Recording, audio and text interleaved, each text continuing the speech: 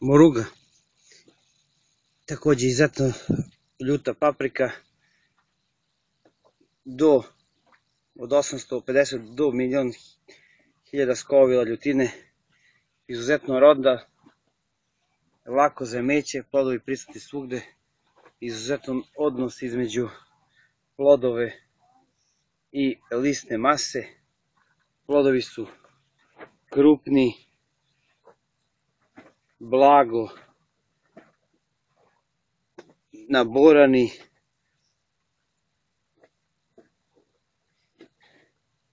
kao što rekoh, lako je i održavati i u saksiji,